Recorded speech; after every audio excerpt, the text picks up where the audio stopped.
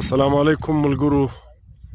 انشاءالله سبا که خدای کول د منګل پر ورځ پر 29 جولای سهار پر 10:30 بجې به دلته د باران خواست یعنې د استسقا منځ به کږي. نو دغه ګراونډ یې ماشاءالله ښه برابر کړی دی، صفا کړی دی. زموږ د ګردې علاقې والا زه دا خواست دی چې دغه باران خواست له په ډېر غټ تعداد د ګردې علاقې والا تر برشوره پورې دوري، تر بوستانو تر مغوټیانو پورې، او دلته بیا تر کاڼو تر چرمیانو دوري، بیا د رود تر غرشنانو پورې دا خلک باید چې په دا باران خواست کې شرکت وکړي. انشاءالله الله مهربانه دی. زموږ علاقه د ذمهدارۍ علاقه ده. الله به باران وکړي، زموږ خواست به الله قبول کړي. دغه ګراونډ دی د خانوځي ولسي سټیډیم چې دا غټه عیدګاه کې کږي، نو باید چې ګرد خلک دلته ځان حاضر کړي.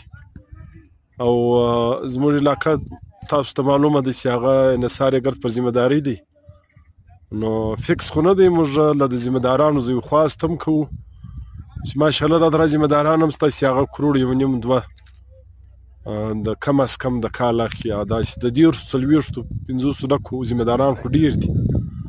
نو انشاءالله د خپل وس مطابق د خیرات هم وکړي. فکس خو نه دی چې دونه د وکړي یا دونه وکړي، د خپل وس مطابق که وینه تویوای سي د الله تعالی دپاره، که بل یو خیر و خیرات کوی سي، یو مسکین به کیات سي.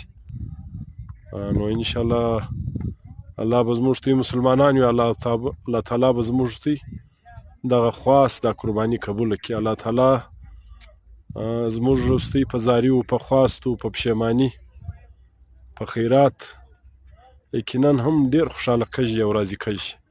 نو انشاءالله سبا پر 10:30 بجې د خانوځي ولسي سټیډیم دا غټه عیدګاه چې کږي، دا د فوټبال سټیډیم په دغه کې به د استسقا د باران خواست لمنځي. د ټولې علاقې والا زموږ دا خواست کوو، یو مخ څه خلک دا زموږ پیغام اروي هغه د په دا باران خواست کې خصوصي شرکت وکړي.